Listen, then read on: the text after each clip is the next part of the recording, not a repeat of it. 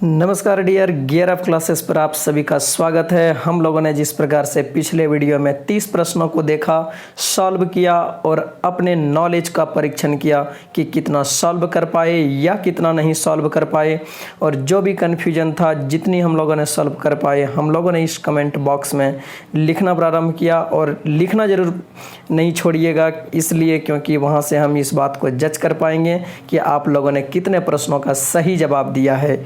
आज के इस वीडियो में हम कुछ नए 30 प्रश्नों को सॉल्व करने का प्रयास करेंगे, और इसी क्रम में जो पहला प्रश्न आप लोगों के लिए है वो ये रहा कि झारखंड के किस जिले में चंद्रपुरा ताप विद्युत केंद्र है? जामताड़ा, दुमका, साहेबगंज, बोकारो। तो आप लोगों के सामने इन चारों ऑप्शन में जो करेक्ट आंसर है वो है बोकारो।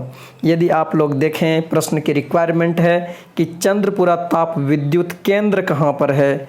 चंद्रपुरा एक थर्मल पावर एक प्रोजेक्ट है, एक सेंटर है, और ये आप लोग देख सकते हैं यहाँ पर जो हम लोग लोकेट कर रहे हैं झारखंड के इस जिला बोकारो में है। तो इस बात को ज़रूर ध्यान में रखें, ना तो यह जामताड़ा में है, ना ही दुमका में है, ना ही साहिबगंज में है, ये किस जिला में है? बोकारो में है। काफ़ी अच्छा प्रश्न था। नाउ अगला प्रश्न आपके सामने ये रहा, बहुत सुंदर प्रश्न है। निम्न में से किस वृक्ष को पर्णपाती वनों का राजा कहा जाता है? सागौन, शीशम, साल, महुआ। इस प्रश्न का सही उत्तर है साल। इसे हम लोग पर्णपाती वनों का राजा कहा जाता है, और यह झारखंड का राजकीय वृक्ष भी है। झारखंड में सबसे ज़्यादा मात्रा में यह पेड़ पाया जाता है। हालांकि झारखंड का जो राष्ट्रीय पुष्प है वो पलाश है। आप लोग इस बात को ज़रूर कमेंट करें। पर्णपाती वैसे वन को कहा जाता है जो मौसम के अनुसार से अपने पत्ते को गिरा देती है और फिर एक नए मॉनसून में अपने पत्तों को फिर से उगाती है, फिर से गिराती है। यह मौसम में अपनी जीविका को बैलेंस करने के लिए होती है। जो झारखंड की वो पेड़ साल पेड़ है, जिनको हम लोग सखुआ पेड़ भी कहते हैं। यह काफ़ी मजबूत वृक्ष होता है और फर्नीचर के निर्माण में, फर्नीचर के क्षेत्र में इसका काफ़ी ज़्यादा डिमांड होती है। अगला प्रश्न आपके सामने ये रहा, भंडार एवं उत्पादन की दृष्टि से झारखंड का सर्वप्रमुख कोयला केंद्र कौन सा है? पंचवारा, जयंती, झरिया, चंद्रपुरा। इस प्रश्न का आंसर होगा झरिया। झरिया न केवल झारखंड का बल्कि संपूर्ण भारत का एक महत्वपूर्ण कोल एरिया है। जो झरिया आपको धनबाद जिले में पड़ती है, इस बात को बखूबी ध्यान में रखें। यहाँ पर कोयले की काफ़ी अधिक मात्रा में स्टॉक पाई जाती है। नाउ नेक्स्ट क्वेश्चन आपके पास ये रहा, झारखंड में अधिकतर रूबी अभ्रक पाया जाता है। इसमें रूबी किस रंग का होता है? सफ़ेद, गुलाबी, नीला, काला। आप लोग यहाँ पर देख सकते हैं एक अभ्रक का पिक हमने यहाँ पर लगाया हुआ है। यह अभ्रक है जो काफ़ी ज़्यादा मात्रा में झारखंड के उत्तरी क्षेत्र में कोडरमा और हजारीबाग ज़िले में एक अभ्रक बेल्ट में पाई जाती है। जहाँ तक हम लोगों को पता है कि झारखंड की जो अभ्रक राजधानी है उसे कोडरमा को कहा जाता है। और यदि हम लोग रूबी अभ्रक के कलर को देखें तो इसका कलर न तो काला है, न तो नीला है, न तो गुलाबी है। इनका कलर कैसा है? सफ़ेद है। तो इसका आंसर होगा ए, सफ़ेद। आप लोग ज़रूर इस बात को कमेंट करें कि आपको यह प्रश्न आता था या नहीं, और ध्यान में रखना ज़रूरी है, एग्जाम के पॉइंट ऑफ व्यू से काफ़ी ज़्यादा इम्पोर्टेंट प्रश्न है। नाउ नेक्स्ट क्वेश्चन, झारखंड के किस जिले से ग्रेफाइट प्राप्त होता है? पलामू, कोडरमा, धनबाद, पूर्वी सिंहभूम। बहुत ही अच्छा प्रश्न है। प्रश्न का डिमांड है कि किस जिले से ग्रेफाइट प्राप्त होती है। यहाँ पर आप लोग देख सकते हैं कि जो पेंसिल में बीच में पाए जाने वाला जो जिस पार्ट से हम लोग लिखना प्रारंभ करते हैं, लिखते हैं, जो लिखावट में यूजेबल होती है वो ग्रेफाइट का ही बना होता है। यहाँ पर आप लोग कॉर्नर में देख सकते हैं एक मानचित्र पड़ा हुआ है, वहाँ पर 2 पेंसिल पड़ी हुई है। यह पेंसिल के बीचों बीच में जो मेटल्स लगे हुए हैं, जो यहाँ पर आपको कंपोनेंट्स लगे हुए हैं वो ग्रेफाइट का ही बना हुआ है। और ये ग्रेफाइट का बहुत सारे इलेक्ट्रिसिटी के एरिया में भी, बैटरी बनाने वगैरह में भी इस्तेमाल होता है। यह काफ़ी इम्पोर्टेंट एक एलिमेंट है।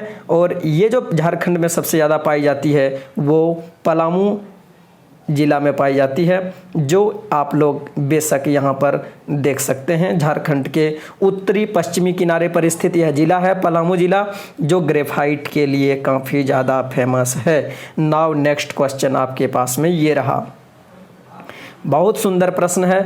किस भौगोलिक के आधार पर यह कहा जाता है कि झारखंड की जलवायु में महाद्वीपीय लक्षण विद्यमान है? कर्क रेखा की स्थिति, हिमालय की स्थिति, स्थल आबद्ध, भूमध्य रेखा। क्वेश्चंस की डिमांड को समझने का प्रयास कीजिए। कहता कि वो मेन रीजन बताएं जिस रीजन के कारण से जो झारखंड की जलवायु है वो कंटिनेंटल है। झारखंड की जलवायु महाद्वीपीय क्यों है? क्योंकि इसका सीधा सा आंसर जाएगा क्योंकि यह चारों तरफ से यह स्थल रुद्ध है, इसीलिए यहाँ की जलवायु यह स्थल आबद्ध है। इस एंगल से यदि देखा जाए तो यह न तो कर्क रेखा की स्थिति से स्थल रुद्ध की स्थिति का पता चलता है, क्योंकि भले ही वह एरिया कर्क रेखा पर पड़े, लेकिन यदि वह समुद्र से किनारे कोस्टल एरिया तटीय क्षेत्रों का जगह है तो कर्क रेखा या मकर रेखा या भूमध्य रेखा की स्थिति में पड़ने के बाद भी वह क्षेत्र जो सागरीय प्रभाव से प्रभावित होगा, महाद्वीपीयता का वहाँ पर बहुत कम लक्षण दिखाई देगा। झारखंड के संदर्भ में यदि हम देखें तो यह लैंड लॉक्ड स्टेट होने के कारण से यह महाद्वीपीय लक्षण को व्यक्त करता है। इस हिसाब से यदि इसका हम लोग आंसर देखें तो उसका आंसर सी होगा, यानी कि लैंड लॉक्ड स्थल आबद्ध है। बहुत अच्छा सवाल है। अब हम लोग नेक्स्ट क्वेश्चन को देखते हैं। आपके पास अगला प्रश्न ये रहा, झारखंड का पलामू जिला किस खनिज के लिए प्रसिद्ध है? झारखंड का पलामू जिला किस खनिज के लिए प्रसिद्ध है? चूना पत्थर, बॉक्साइट, डोलोमाइट, मैग्नेटाइट। यह प्रश्न काफ़ी ज़्यादा महत्वपूर्ण है। हमने अभी अभी देखा कि पलामू जिला ग्रेफाइट के लिए प्रसिद्ध है। बहुत अच्छा प्रश्न था। और अब हम लोग इस बात को देखें कि जो झारखंड का पलामू जिला है वो चूना पत्थर के लिए काफ़ी ज़्यादा फेमस है। हम लोग इस बात को जानते हैं कि झारखंड का जो पाट एरिया है, पाट एरिया कहने का मतलब यदि हम बताएं तो ये गुमला का ज़िला, ये लोहरदगा ज़िला, ये लातेहार ज़िला, ये सारा जो हम लोग कंडीशन देख रहे हैं ये पाट एरिया में पड़ता है। और यहाँ पर बॉक्साइट के लिए फेमस है। यदि आप बगरू हिल्स को देखें जो लातेहार ज़िला में पड़ती है, काफ़ी ज़्यादा बॉक्साइट के लिए फेमस है। इसीलिए हम लोग एक और प्रश्न को जानते हैं कि लातेहार को बॉक्साइट की नगरी भी कहा जाता है। जिस प्रकार से हम लोग धनबाद को कोल नगरी कहते हैं, जिस प्रकार से हम लोग कोडरमा को अब्रग नगरी कहते हैं, उसी प्रकार से लातेहार को हम लोग बॉक्साइट नगरी कहते हैं।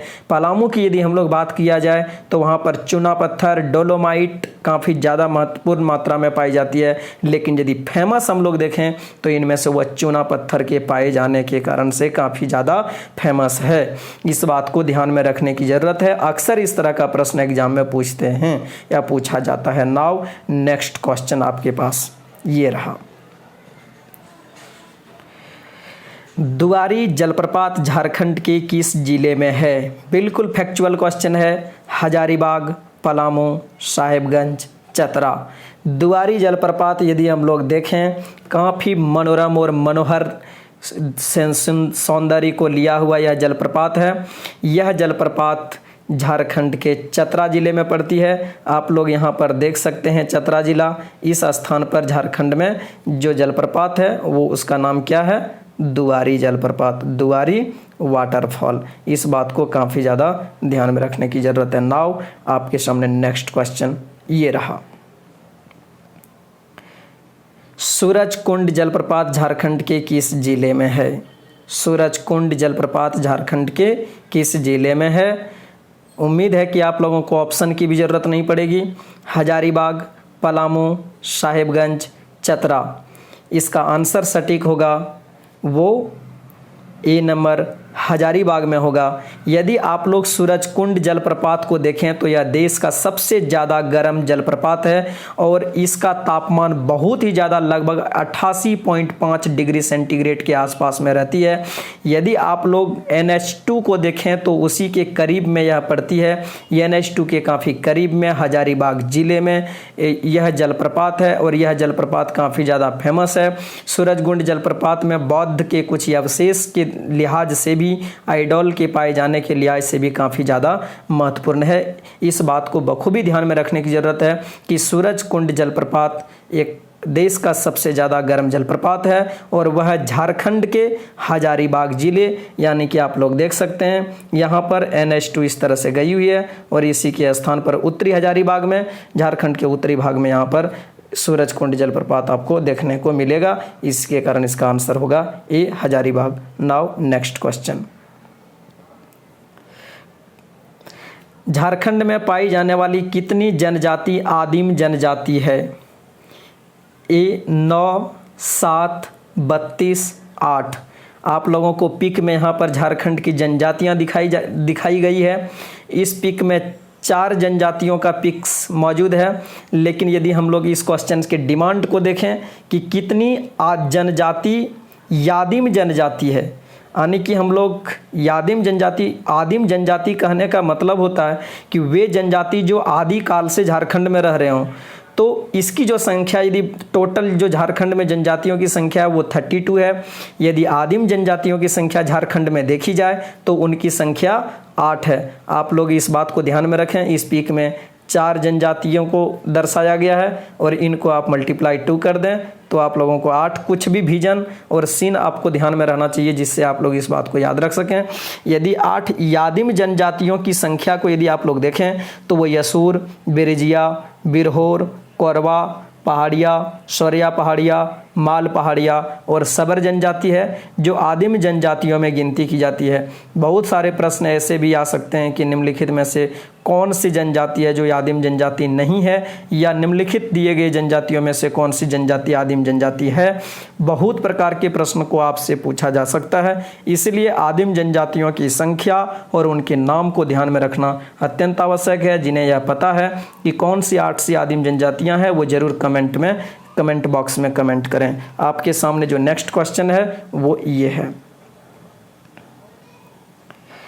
झारखंड की कौन सी जनजाति आदिम जनजाति नहीं है? अभी मैंने इस तरह के प्रश्न के बारे में आप लोगों को बोला, यसूर, बिरजिया, बिरहोर और बिंजिया।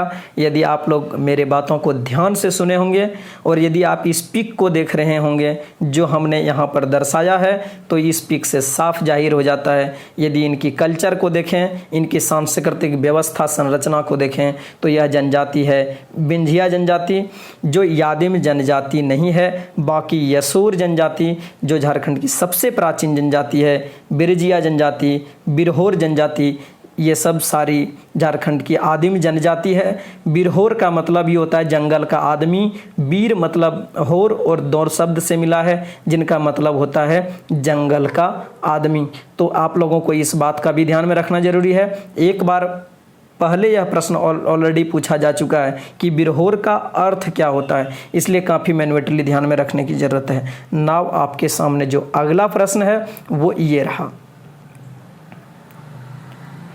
झारखंड की जनजातियों के आने का सही क्रम है चेरो खरवार भूमिज संथाल, खरवार चेरो भूमिज संथाल, चेरो संथाल भूमिज खरवार, संथाल खरवार भूमिज चेरो।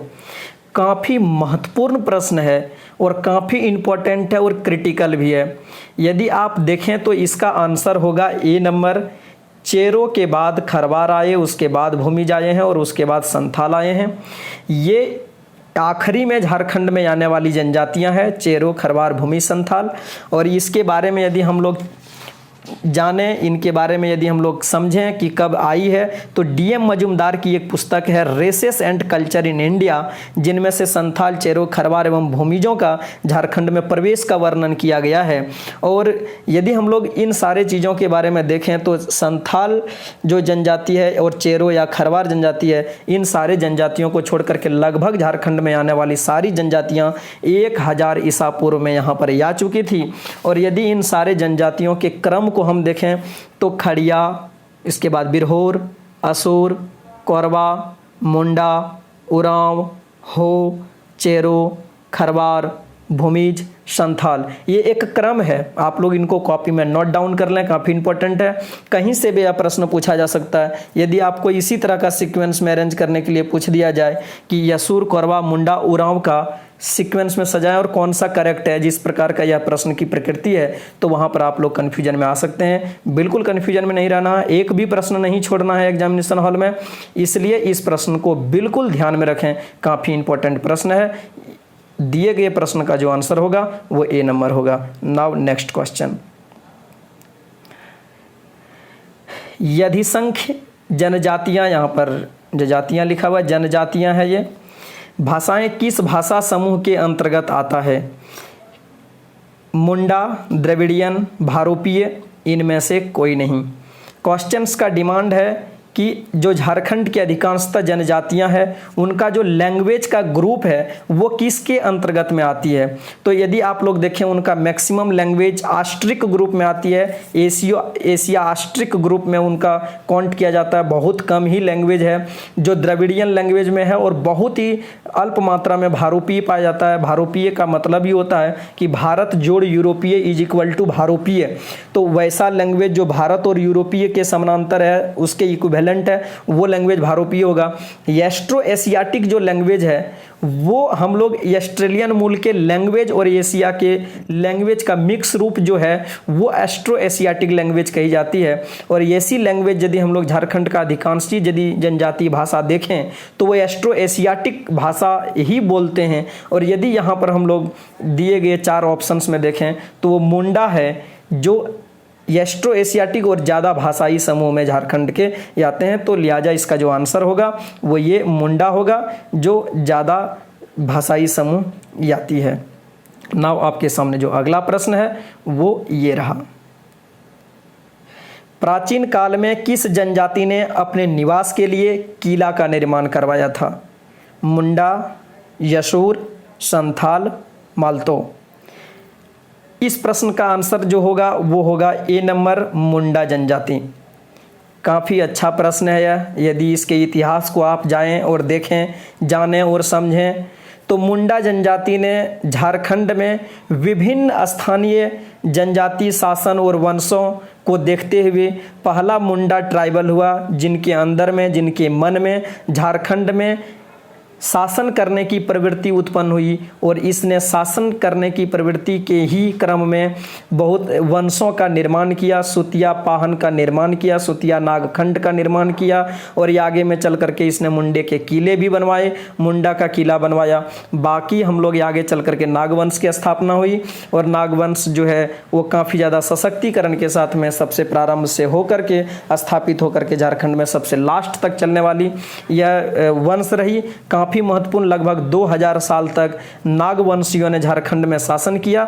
इसलिए इसकी जो आधारशिला रखी गई थी नागवंश की वो मुंडाओं के द्वारा रखा गया था। आप एक पिक यहाँ पर देख रहे हैं, यह पिक इसी के फोर्ट निर्माण के कला को दिखा रही है, किस प्रकार से अपना प्रोटेक्शन करने के लिए ये का किला को बनाया करते थे, फोर्ट का निर्माण किया करते थे। और यदि आप लोग देखें निवास के लिए यदि किला का निर्माण फॉर पर्पस ऑफ प्रोटेक्शन के पॉइंट ऑफ व्यू से यदि देखें तो वो मुंडा जनजाति ही थे, मुंडाओं ने ऐसा कार्य प्रारंभ किया था। अगला प्रश्न आप लोगों के सामने ये रहा, ओल्ड चिकी लिपि किस भाषा की लिपि है? मुंडा, यसुर, संथाल, मालतो। इस प्रश्न का आंसर है सी नंबर, संथाल। आप लोगों के सामने एक पिक यहाँ पर देखें, इस पिक का नाम आप लोग जरूर कमेंट करें कि इस पिक में कौन है। यदि मैं इस पिक को देखूं तो साफ एक व्यक्ति का नाम आता है माइंड में, जिसका नाम है रघुनाथ मुर्मू। रघुनाथ मुर्मू एक काफ़ी ज़्यादा जानकार और ज्ञानविद पर्सन थे जिन्होंने ओल्ड चिकी लिपि का आविष्कार किया। ये संथाली भाषा से रिलेटेड थे। 1941 में इस लिपि को इसने जनरेट किया था। और सबसे इम्पोर्टेंट जो है ओल्ड चिकी लिपि का जन्मदाता भी कई बार प्रश्न एग्जाम में पूछ लिए जाते हैं और वहाँ पर आपको रघुनाथ मुर्मू का आंसर के रूप में चुनना पड़ता है। और कई बार ऐसा उल्टा करके सवाल को पूछ लिया जाता है कि रघुनाथ मुर्मू ने किस लिपि का आविष्कार किया है, वहाँ पर आपको ओल्ड चिकी लिपि को ध्यान में रखना पड़ता है। और कभी इस प्रकार से भी पूछ लिया जाता है कि कौन सी लिपि संथाल जनजाति से संबंधित है, वहाँ भी प्रश्न का उत्तर आपके लिए ओल्ड चिकी लिपि ही आएगा। तो मल्टीपल डायमेंशन से यदि आप लोग देखें तो ओल्ड चिकी लिपि किस भाषा की लिपि है, तो वो संथाली भाषा की लिपि है। इस बात को ध्यान में रखना अत्यंत आवश्यक है। नाउ आपके सामने जो अगला प्रश्न है वो ये रहा। झारखंड में पाई जाने वाली कौन से जनजाति कोलेरियन प्रजाति की है? यहाँ पर प्रश्न है कोलेरियन प्रजाति की कौन सी जनजाति है झारखंड की? मुंडा, यशूर, संथाल, मालतो। तो इस बात का ध्यान में रखें, ये मुंडा है जो कोलेरियन प्रजाति की जाति है। नाउ आपके सामने नेक्स्ट क्वेश्चन। झारखंड के राजमहल पहाड़ियों में कौन सी जनजाति का निवास स्थान है? मुंडा, यशूर, संथाल, मालतो। आपके सामने 4 ऑप्शन है और इसमें से जो आंसर होगा, जो क्वेश्चन का डिमांड है कि राजमहल पहाड़ी में किस जनजाति का निवास स्थान है। राजमहल पहाड़ी आप लोग यहाँ पर देख सकते हैं। और यदि आप लोग थोड़ा सा ध्यान में रखें, राजमहल पहाड़ी यहाँ पर है और यदि इस जगह के ज़िले को देखें, ये संथाल परगना इनको कहा जाता है। और संथाल परगना के नाम में ही वो छुपा हुआ है कि वो संथाल शब्द इंडिकेट क्लियरली कर रहा है कि राजमहल पहाड़ी के आसपास में जो जनजाति है वो संथाल जनजाति है, ना कि मुंडा, ना कि यसूर, ना कि मालतो। तो इस प्रश्न का जो आंसर होगा वो होगा सी नंबर, संथाल। आपके सामने अगला प्रश्न ये रहा। संथाल जनजाति शुरुआत में झारखंड के कौन से जिले में सबसे पहले बसे थे? बहुत अच्छा सवाल है। रांची, खूंटी, सरायकेला खरसावां, हजारीबाग। इसका जो आंसर होगा वो होगा डी, हजारीबाग। आप लोग देखें, यदि सबसे पहले संथाल का आगमन झारखंड में देखें और यदि आप लोग इस चीज़ को अच्छे तरीके से स्टडी करोगे और डीएम मजुमदार की जो पुस्तक है races and culture in India, उनमें संथाल जाति के झारखंड में आगमन को इंडिकेट किया गया है। वो क्लियरली लिखा हुआ है कि सबसे पहले संथाल जो है वो झारखंड में हजारीबाग के पास में आए थे। और जब उन लोगों को लगने लगा, अंग्रेजी शासन में जब अंग्रेज़ों को ऐसा लगने लगा कि संथाल परगना के जनजातियों से उन्हें कुछ कष्ट है, उनको कुछ विरोध का सामना करना पड़ रहा है, तो संथाल परगना में उसने उन सारे पहाड़िया जनजातियों को अल्पसंख्यक में करने के लिए काफ़ी बड़े मात्रा में संथालों का संथाल परगना की तरफ में शिफ्टिंग किया। और ये अंग्रेजी शासन के काल में ही संथालों का हजारीबाग से शिफ्टिंग और जाकर के उनका डिस्प्लेसमेंट होकर के वो संथाल परगना में वो बसना प्रारंभ कर दिया। और इस प्रकार से आज के डेट में एक सेपरेट संथाल परगना बन चुकी है। 5 परगना में से एक परगना है संथाल परगना, काफ़ी महत्वपूर्ण परगना है। और यदि इस प्रश्न की प्रकृति का आंसर यदि देखें कि सबसे पहले संथाल जनजाति झारखंड में कहाँ बसी थी, तो आप लोग क्लियर हो जाएं वो कहाँ पर था, हजारीबाग में। Now next question. खड़िया जनजाति का सबसे ज़्यादा विकसित होने का मुख्य कारण क्या है? ईसाई धर्म को अपनाना, अच्छा कृषक होना, ए और बी दोनों, इनमें से कोई नहीं। इसका जो आंसर होगा वो होगा ए नंबर, ईसाई धर्म को अपनाना। बहुत सारे स्टूडेंट्स यहाँ कन्फ्यूजन होंगे कि अच्छा कृषक भी हो सकते हैं, इसलिए इसको सी नंबर मारा, ये और भी दोनों करेक्ट होगा, लेकिन ये बिल्कुल करेक्ट नहीं है। इनमें से कोई नहीं, एक आंसर इसमें जरूर है। ईसाई धर्म को अपनाना ही खड़िया जनजाति का सबसे ज़्यादा जो इफेक्ट पड़ा है खड़िया जनजाति पर उनके डेवलपमेंट के कारण में, क्योंकि जब वो ईसाईकरण उनका होता है तो काफ़ी ज़्यादा फैसिलिटेट किया जाता है, उनको मॉडर्न एजुकेशन से कनेक्ट किया जाता है, उनको शिक्षा से कनेक्ट किया जाता है, उनको डेवलपमेंट और मॉडर्न फैसिलिटीज से रूबरू करवाया जाता है, उनको यह दिखलाया जाता है कि केवल जंगल ही झारखंड में नहीं होता है, जंगल के अतिरिक्त एक लाइफ जो है वो शहरों में होती है, शहरी जीवन और जंगली जीवन के बीच में एक कनेक्शन दिखाई जाती है, उनको कुछ आधुनिकता से परिचय करवाया जाता है। और इस क्रम में जो खड़िया जनजाति है, कभी कभी इनको खड़खड़िया जनजाति भी कहते हैं, वो एक अच्छे कृषक नहीं है, क्योंकि झारखंड की कृषि यदि देखें तो केवल वो जीविका का है, केवल कृषि के कारण से कोई बहुत ज़्यादा विकास नहीं कर पाता, क्योंकि झारखंड में कृषि करने के लिए वो सारी जो आवश्यक दशाएं अवेलेबल नहीं है, वाटर की क्राइसिस अलग है, वहाँ पर रेतीली मृदा ज़्यादा पाई जाती है, वहाँ पर कंकड़ मृदा में ज़्यादा पाई जाती है, नहर बनाने की कोई ज़्यादा फैसिलिटी है नहीं। इस कारण से कृषि किसी जनजाति के विकास का एक महत्वपूर्ण कारण हो, ये बहुत ज़्यादा करेक्ट नहीं है। लेकिन यदि ईसाईकरण को देखें, काफ़ी पहले से ही झारखंड में सबसे पहले ईसाई 1945 में आया था, और तब से लेकर के जनजातियों का काफ़ी ज़्यादा मात्रा में ईसाईकरण हुआ है। और इसका एक पॉजिटिव एस्पेक्ट ये पड़ा है कि वो जनजाति अपने आप को विकास कर लिया है। वहीं पर एक नेगेटिव एस्पेक्ट ये पड़ा है उन जनजातियों के ऊपर में कि उनकी जो परंपरागत सांस्कृतिक समृद्धि की जो एक संरचना थी वो धीरे धीरे कमजोर पड़ती जा रही है। इसलिए जनजाति इस कला को, जनजाति इस परंपरा को बचा करके रखना भी जरूरी है। इस प्रश्न का जो आंसर होगा खड़िया जनजाति का, इसलिए केवल ए होगा, ईसाई धर्म को अपनाना। नाउ नेक्स्ट क्वेश्चन, झारखंड के किस आदिवासी का स्रोत तिब्बत माना जाता है? मुंडा, यशूर, संथाल, बिरहोर। यदि आप सभी जनजातियों का स्रोत देखें कहाँ कहाँ से आया है, तो इस प्रश्न का आंसर के रूप में मुंडा जनजाति को यदि देखें तो इनके ऊपर में दो तरह का सोर्स अवेलेबल है। ये से इसका आंसर ये ही होगा, मुंडा जनजाति। हम लोग इनके बेस को जाने। यहाँ आप लोग देख सकते हैं तिब्बत है, और यहाँ से कहा जाता है कि ये रोहतासगढ़ आए और फिर स्थानीय जनजातियों के द्वारा इनको प्रताड़ना किए जाने के बाद में भाग करके ये छोटा नागपुर में शिफ्ट कर गए। तो मुंडा जनजाति का जो संबंध है वो तिब्बत से माना जाता है, मूल स्थान इनका तिब्बत माना जाता है। वहीं पर एक अलग और एस्पेक्ट है, एक और कॉन्सेप्ट है जो मुंडा जनजाति के झारखंड में आने को स्पष्ट करता है। वो है कि जब आर्य सेंट्रल एशिया से सेंट्रल इंडिया आए तो यहाँ पर माना जाता है कि मुंडा जनजाति थे। ये यहाँ से भाग करके उत्तर प्रदेश तरफ से होते हुए और फिर छोटा नागपुर में प्रवेश किए। तो दो एस्पेक्ट है कि एक सेंट्रल इंडिया से आर्यों के आगमन के बाद इन लोगों को शिफ्ट किया गया और ये लोगों ने अपना आश्रय झारखंड के जंगलों में लिया। दूसरा एस्पेक्ट ये है कि ये लोग तिब्बत से आए थे, रोहतासगढ़ के आसपास में, जहां पर से स्थानीय जनजातियों के द्वारा इनको शिफ्ट करके झारखंड में इसको भेज दिया गया, जबरदस्ती उनको शिफ्टिंग करवा दिया गया। तो ये दो बातें हैं। प्रश्न की जो क्वालिटी है वो कहता है कि तिब्बत माना जाता है कौन सी आदिवासी का, तो ये है मुंडा जनजाति का।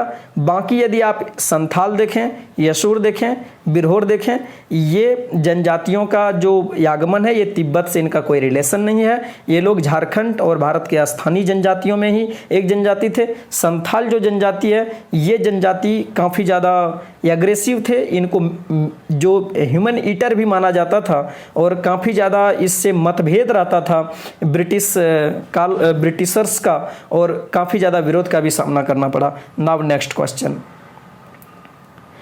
झारखंड का कौन सा भाग से सबसे अधिक नदियां निकलती है? बहुत अच्छा प्रश्न है। पूर्वी, पश्चिमी, उत्तरी और मध्यवर्ती। हम लोग ये देख सकते हैं, क्या पूर्ववर्ती भाग से ज़्यादा नदियां निकलती है? क्या पश्चिमी भाग से ज़्यादा नदियां निकलती है? क्या उत्तरी भाग से ज़्यादा नदियां निकलती है? या मध्यवर्ती भाग से ज़्यादा नदियां निकलती है? यदि हमारे वीडियो के क्लासेस आप रिवर्स का देखे होंगे पूरा, आपको साफ पता चल गया होगा कि सबसे ज़्यादा जो नदियों का स्रोत है वो रांची का पठार है, और रांची का पठार की जो अवस्थिति है वो बिल्कुल झारखंड के बीचों बीच की अवस्थिति में है। यहाँ पर आप लोग देख सकते हैं ये रांची का पठार की अवस्थिति है। तो इस बात को आप लोग यहाँ पर देखें तो ये आपको पूरा एरिया दिखेगा रांची का पठार का, और यहाँ से ही बहुत सारी नदियाँ कुछ इधर कुछ इधर कुछ इधर इधर, और इस प्रकार से नदियों का जो उद्गम का स्रोत है। इसलिए इसका जो आंसर होगा वो डी होगा, मध्यवर्ती क्षेत्र सबसे ज़्यादा नदियों का स्रोत है। नाउ आपके सामने अगला प्रश्न ये है, झारखंड की कौन सी नदी का तलछट कोयला के उत्पादन से संबंधित है? बहुत अच्छा प्रश्न है। सोन, स्वर्णरेखा, शंख, दामोदर। जरूर कमेंट करें अपने बॉक्स में, और कितना सॉल्व कर पाए इस चीज़ को तो जरूर लिखें, ताकि हम आपके एबिलिटी के अनुसार से अगला क्वेश्चंस के लेवल को रेडी कर सकें। इसका जो आंसर होगा वो दामोदर होगा, डी नंबर होगा। यदि आप दामोदर नदी के इस तलछट को देखें तो ये कोयला का भंडार पाया जाता है, और इसी एरिया में कोयले की सारे खाने पाई जाती है, चाहे वो धनबाद वाला रहे, बोकारो वाला एरिया रहे, बीच में रामगढ़ वाला एरिया रहे, या उसके बीच में पलामू से लेकर के इधर की एरिया। वो एक स्रोत है जहाँ पर सबसे ज़्यादा दामोदर रिवर बेसिन में ही कोयले की उत्पादन सबसे ज़्यादा पाई जाती है, और यही कारण है कि दामोदर नदी में सबसे ज़्यादा मलबे भी प्रवेश करती है। काफ़ी ज़्यादा सिटी भी इसके बगल में है, और इसलिए दामोदर नदी में जब बाढ़ आती है तो बंगाल में काफ़ी ज़्यादा पानी चला जाता है, और पानी जाने के क्रम में काफ़ी मलबे जाती है, और काफ़ी बड़े क्षेत्र पर बंगाल के समतल होने के कारण से वो मलबे बिखेर जाती है, और काफ़ी ज़्यादा जो पॉल्यूशन के लिहाज से और सैनिटाइजेशन के लिहाज से काफ़ी खतरनाक होती है वो, और इसलिए बंगाल का शौक भी इस नदी को कहा जाता है। तो इस बात को ध्यान में रखें कि कोयला उत्पादन से संबंधित जो रिवर है वो है दामोदर रिवर। अब अगला प्रश्न आपके सामने ये रहा, झारखंड की कौन सी नदी का उद्गम झारखंड में नहीं है? सोन, गंगा, स्वर्णरेखा, एक से अधिक। अब देखिए क्या है सवाल का जो डिमांड है कि कौन सी नदी का उद्गम झारखंड में नहीं है, यानी कि कौन सी नदी है जो झारखंड से नहीं निकली है। स्वर्णरेखा तो बिल्कुल रांची के पठार से निकली है, नगड़ी गांव से निकली है, पिस्का ब्लॉक से निकली है, रांची जिला से निकली है, इसलिए ये तो बिल्कुल नहीं होगा। यदि सोन देखें तो ये मध्य प्रदेश के अमरकंटक पहाड़ी से निकली है, तो ये बिल्कुल आंसर होगा, ये निकली हुई है, झारखंड से बाहर इसका उद्गम स्रोत है। यदि आप गंगा रिवर को देखें तो ये भी झारखंड के बाहर से निकली हुई है। यदि आप गंगोत्री देखें उत्तराखंड में तो वहाँ से यह नदी निकली हुई है। तो सोन नदी भी बाहर से निकली और गंगा नदी भी बाहर से निकली, तो इसका आंसर होगा डी नंबर, एक से अधिक नदियाँ बाहर से निकली है। अगला प्रश्न आपके पास ये रहा, झारखंड का कौन सा जनजाति विलुप्त होने के कगार पर है? मुंडा, यशूर, संथाल, बिरहोर। आप लोग एलिमिनेट भी कर सकते हैं। संथाल बहुत ज़्यादा है झारखंड में, मुंडा की भी संख्या बहुत ज़्यादा है, बिरहोर भी काफ़ी ज़्यादा मिल जाती है। यशूर की संख्या बिल्कुल 60 से 80 के बीच में अब बची है झारखंड में। 2020 में पहली बार ग्लोबल का नज़र इस पर पड़ी है विलुप्त प्राय प्रजातियों में, और जो ह्यूमन स्पीसीज है उनमें से यशूर जनजाति को नॉमिनेट किया गया है 2020 में, और इसका प्रोटेक्शन को आवश्यक माना जा रहा है। तो विलुप्त होने के कगार पर यह काफ़ी कंसर्न वाली बात है। यशूर झारखंड की सबसे प्राचीन जनजाति है, ये विलुप्त ना हो, इनकी भाषाएं विलुप्त ना हो, इसके लिए काफ़ी ज़्यादा प्रोटेक्शन की ज़रूरत है, अवेयरनेस की ज़रूरत है। नाउ आपके सामने अगला प्रश्न ये रहा, झारखंड नाम के अर्थ का संबंध किस क्षेत्र से है? चट्टान, भूमि, जंगल, बी और सी दोनों। यदि आप लोग देखें झारखंड दो शब्द से मिलकर के बना है, झार और खंड। झार मतलब होती है झाड़ यानी कि जंगल, और खंड मतलब होता है भूमि। स्पष्ट है कि यदि भूमि भी इसके मीनिंग में है और जंगल भी इसके मीनिंग में है, तो बी और सी दोनों यानी कि डी होगा इसका आंसर। बिल्कुल कन्फ्यूजन में रहा, केवल जंगल आप लोग टिक कभी ना करें। यदि आप लोग यहाँ पर झारखंड का मैप को देखें तो इस मैप में क्लियर आपको दिखाई देगा जो ग्रीनरी एरिया है वो ग्रीनरी एरिया बिल्कुल जंगल को रिप्रेजेंट कर रही है, फॉरेस्ट कवरेज को रिप्रेजेंट कर रही है। जो काफ़ी ज़्यादा इस जगह पर दिख रही है इस तरह का एरिया, ये चट्टानी भाग को रिप्रेजेंट कर रही है। बट झारखंड के नाम में इन सारे चट्टानी स्वरूप का नहीं आता है। हालांकि चट्टान का झारखंड के भूगर्भिक संरचना में काफ़ी बड़ा रोल प्ले किया है, और झारखंड सामान्यतः भारत का पूर्वी राज्य है। नाउ नेक्स्ट क्वेश्चन, झारखंड से गंगा नदी किस जिले से होकर गुजरती है? साहिबगंज, गोड्डा, पाकुड़, दुमका। यदि आप लोग गंगा नदी को देखें तो इस तरीके से ऐसे होकर के निकल जाती है। तो यहाँ पर जो जिला आपको दिखाई देगा इसका नाम है साहेबगंज। तो इसका आंसर क्या होगा? साहेबगंज, ए नंबर। और यह गोड्डा से नहीं गुजरती है, पाकुड़ से नहीं, दुमका से भी नहीं। एक प्रश्न ऐसे भी पूछा जा सकता है कि गंगा नदी झारखंड के किस जिले में प्रवेश करती है। ऐसा भी पूछा जा सकता है कि झारखंड के किस जिले से गंगा नदी निकलती है। तो दोनों का सेम आंसर होगा साहिबगंज जी। साहिबगंज में गंगा नदी प्रवेश भी करती है, साहिबगंज से गंगा नदी निकलती भी है झारखंड से। और यदि हम लोग साहिबगंज में गंगा नदी के डिस्टेंस को देखें तो ऑलमोस्ट 83 किलोमीटर जो प्रवाह मार्ग है वो गंगा नदी में है। और ये काफ़ी ज़्यादा इम्पोर्टेंट है। ये यहाँ के हम लोग जो वाटरवे बना रहे हैं, जो NW1 है, नेशनल वाटरवे 1 है, उनमें से झारखंड भी समाहित है और गंगा नदी में ही यह कार्य चल रही है। नाउ नेक्स्ट क्वेश्चन, झारखंड के किस जिले से सोन नदी प्रवाहित होती है? बहुत अच्छा प्रश्न है। पलामू, लातेहार, गढ़वा, ये और सी दोनों। तो यदि आप लोग देखें प्रवाह, यदि देखें तो यहाँ से इस तरह से ये निकली है। तो बीच में देखें इस एरिया में तो आपको गढ़वा दिखेगा और यहाँ पर आपको पलामू दिखेगा। तो पलामू में भी और गढ़वा में भी लातेहार से इनका कोई लेना देना नहीं है, सोन नदी का। और इस प्रकार से हम लोग देख सकते हैं कि ये और सी दोनों में प्रवाह मार्ग बनाती है। तो इसका आंसर होगा D number. Now next question, Jharkhand के किस सबसे बड़ी चिड़ियाघर जिले में है? किस जिले में है, मैंने कौन सा जिले में? क्वेश्चन का डिमांड यही है कि किस जिले में झारखंड का सबसे बड़ा चिड़ियाघर है? रांची, बोकारो, देवघर, हजारीबाग। तो इसका आंसर होगा बोकारो में। बोकारो चिड़ियाघर जो है वो झारखंड की सबसे बड़ी चिड़ियाघर है और इस प्रकार इसका आंसर होगा B number. Now next question, Jharkhand का दूसरा सबसे उच्च शिखर किस जिले में है? जरूर कमेंट करें इस प्रश्न के आंसर को। आप अपने ज्ञान का टेस्ट करें, मैं हालांकि बताऊंगा आपको। पलामू, आपके सामने 4 ऑप्शन है, पलामू, लातेहार, गढ़वा, गिरिडीह। गिरिडीह में सबसे ऊंची चोटी है, जबकि यहाँ पर प्रश्न दूसरी सबसे ऊंची की बात की जा रही है, इसलिए गिरिडीह सबसे पहले काटें। ये नहीं है, कन्फ्यूजन में हो सकता है लातेहार पलामू को चुनने में, लेकिन इसका जो आंसर होगा वो सी होगा। गढ़वा काफ़ी कन्फ्यूजिंग क्वेश्चन है, इसको माइंड में रखें। गढ़वा में एक पर्वत है जिसका नाम है सरवत पहाड़ी, और सरवत पहाड़ी की जो सर्वोच्च चोटी है वही झारखंड की दूसरी सबसे ऊंची शिखर है। इस बात को ध्यान में रखें। गिरिडीह में सबसे जो ऊंची शिखर है उसका नाम है सम्मेद शिखर और 1365 मीटर उनकी हाइट है। वो झारखंड का सबसे ऊंचा शिखर है। वो जैन धर्म के लिहाज से काफ़ी ज़्यादा इंपॉर्टेंट है, बट प्रश्न के लिहाज से इसका आंसर होगा सी नंबर, गढ़वा। अगला प्रश्न और ये अंतिम प्रश्न आप लोगों के सामने ये है, बहुत आसान प्रश्न है। भारत का कौन सा राज्य की सीमा झारखंड से नहीं लगती है? मध्य प्रदेश, पश्चिम बंगाल, बिहार, उड़ीसा। तो इसका आंसर होगा ए नंबर, मध्य प्रदेश। ऑलमोस्ट सभी बच्चे इनका आंसर करेक्ट दिए होंगे। हालांकि एक बात ध्यान में रखने वाली चीज़ें हैं कि पहले मध्य प्रदेश की सीमा जो है जब छत्तीसगढ़ अलग नहीं हुआ था तो वो जब झारखंड बिहार में था, और जब छत्तीसगढ़ मध्य प्रदेश में था तो बिहार की सीमा मध्य प्रदेश से लगती थी। वर्तमान समय में यदि 2000 के बाद देखें तो मध्य प्रदेश से झारखंड की सीमा नहीं लगती है। मध्य प्रदेश से कटा हुआ छत्तीसगढ़ की सीमा अब झारखंड का पश्चिमी सीमा लगती है। लिहाजा हम लोग इस प्रश्न का आंसर को करने में कोई गलती नहीं करेंगे। पश्चिम बंगाल पूर्वी राज्य है, बिहार उत्तरी राज्य है, उड़ीसा दक्षिणी राज्य है, इसलिए ना तो बी होगा, ना सी होगा, ना डी होगा, और इस प्रकार से इसका आंसर ये होगा।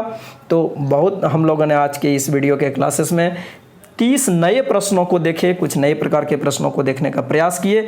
आप लोग कितना सॉल्व कर पाए इस पूरे स्लाइड में जो 30 क्वेश्चंस था, इस चीज़ को जरूर कमेंट करें, क्योंकि ये एक पैमाना, एक स्टैंडर्ड को सेटअप करेगा कि आप लोगों को इससे ज़्यादा टफ क्वेश्चन देना है नेक्स्ट वीडियो में, या इससे भी आसान या बेसिक क्वेश्चंस को करानी है। और इसी सिलसिले को हम कंटिन्यू रखेंगे। अब मैं आप लोगों के बिल्कुल साथ में है। एग्ज़ाम्स चाहे जिस टाइम में लेना हो वो लें, हम हमेशा तैयार रहेंगे एग्जामिनेशन को देने के लिए। अपनी तैयारी को परिपक्व रखेंगे। हम एक एक करके इस तरह के वीडियोज़ को बनाते जाएंगे और आप लोग अपने नॉलेज का टेस्ट करते चले जाएं हमारे साथ में। हम दोनों एक दूसरे के साथ बिल्कुल बढ़ते कदम ताल करते चले जाएं और सफलता के एक कदम लेते हुए हम लोग आगे बढ़ते चले जाएं।